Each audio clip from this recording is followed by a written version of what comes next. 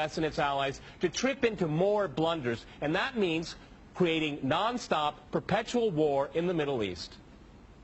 Well, I'm going to make this interesting and disagree with everyone. Okay. I do not accept the premise, which probably isn't too much of a surprise, but nonetheless, I reject the premise that the whole point of the so-called war on terror or investing in the Mujahideen was to somehow fight terrorism or to make a better world. I would argue that if you really want to know what's happening with Middle Eastern policy, then you must read Oded Yanan's A Strategy for Israel in the 1980s. Now, in that document, which is pretty much being played out to a T right now and has been for many years, there were serious objectives for Israel. And Israel's main objectives were to expand and grow in line with the Greater Israel Project. And in order for it to do that, there would need to be an excuse to justify the expansion of Israel, and in order to do that, we would have to sow the seeds of sectarian hatred and violence in the region. The #1 target of this plan was Iraq. We've achieved that. That's not a failure. That's actually a success. Iraq is a failed state largely. It is an absolute basket case. Sectarian hatred is absolutely insane. We see the beheadings and all of this madness, and we think it's a disaster. No, it's not at all. In fact, it's all part of the plan to break up Iraq into 3 different states. When we look at Syria, we also find that the goal is once again the same thing: sow the seeds of sectarian hatred and basically turn that nation into a basket case. This is happening according to plan as well. Now, ISIS, funny enough, could stand for the Israeli Secret Intelligence Service. Many people are seeing the very big benefits to the state of Israel, the so-called Jewish state of Israel, by the breakup and the balkanization of the surrounding states. So actually, if you believe what's being told to you, and I just don't know why anyone would believe anything that comes out of the mouth of virtually any Western leader, whether it be Obama or Bush or any of the rest of them, all of these people are nothing but patent liars, and everything they say is pretty much the opposite of the truth. So I don't accept virtually anything they say. Okay, good. Violence.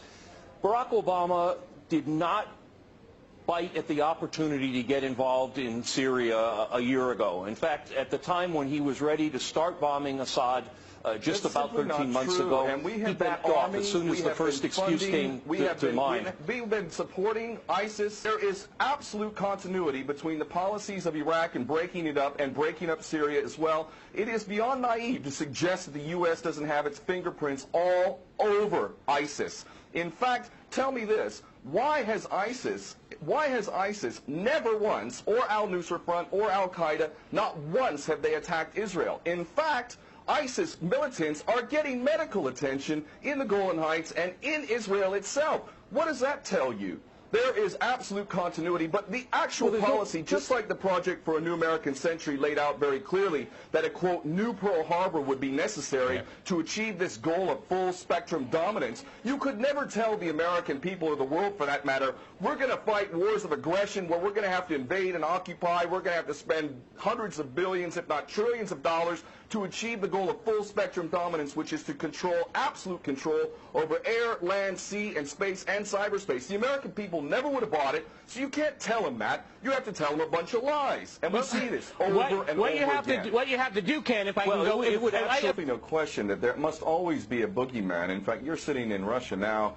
For 50 years plus, we were fighting this Cold War that really was an absolute charade to begin with. There never really was a threat of a Soviet invasion. And for decades, we spent insane amounts of money developing nuclear weapons to the point of really completely, totally collective insanity. And here we sit today in a world that threatens a third world war with a policy that is clearly intended to totally destroy Syria. Let's see what happens.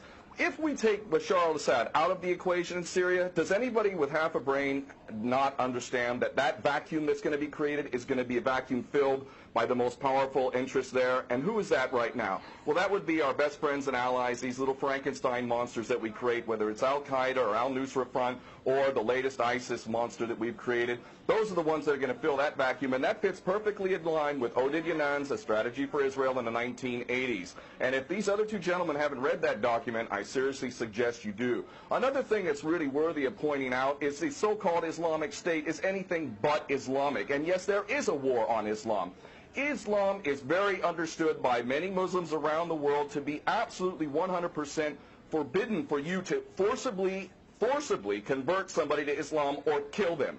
This is totally untrue. Back in the medieval times, when there was Muslim empires, it was an absolute understanding and policy amongst the Muslims who were in charge at that time that those who practiced whatever religion were allowed to continue practicing that religion, and they were not even forced to pay taxes into the Muslim empire itself. However, if people wanted to practice that religion, they would not be able to derive the benefits of the tax system and so on and so forth. The bottom line is no Muslim in their right mind would justify going in and literally executing men, women, and children simply because they don't convert to your religion. These people are not Islamic. They are creations of the monster, which is the empire of the United States and all its cohorts in Israel and England in particular. And this monster is purposely created to justify the continuing insanity of the never-ending war policy, which is really the core of America. And that is exactly why I renounced my U.S. citizenship. This madness cannot be considered anything but the major threat to the world. Okay, Peter, in New York, one of the things we've seen... There are very obvious solutions. One is to arrest the traitors in the U.S. Congress and White House who have sworn to uphold the U.S. Constitution, and somehow the American people have sat by while the President has afforded himself the power to execute anyone, anywhere, anytime, for any American citizen to be detained without any due process of law, no representation, incognito, and theoretically he could be condemned to death by a military tribunal in secret and executed. All of this operating under supposedly the United States Constitution. So all of these traitors need to be arrested, first and foremost. When Netanyahu came to the Congress a couple years back, he received 29 standing ovations by these cowardly chicken hawk traitors. So the American patriots need to stand up and grab a pair and ultimately have some integrity and get rid of these traitors. Secondly, cut off all funding to Israel. Israel is a pariah state, a criminal state. It is committing active policies of genocide by the legal definition of the word according to Black's Law Dictionary. That country needs to be cut off right now. All of their attention needs to turn inward. Stop your little empire endeavors and full spectrum dominance and all of this sort of madness. Start taking care of your infrastructure back home. Start taking care of the American citizens who have worked their whole lives and now find themselves wondering how they're going to keep a roof over their head. All of that is very obvious and very sensible. Or America can continue to decline into an absolute total pariah state, hated and resented around the world, and maybe bring the whole world into World War III. I would prefer that we do the former instead of the latter, but ultimately we need some serious change in government, and that means getting rid of these traitors. Okay.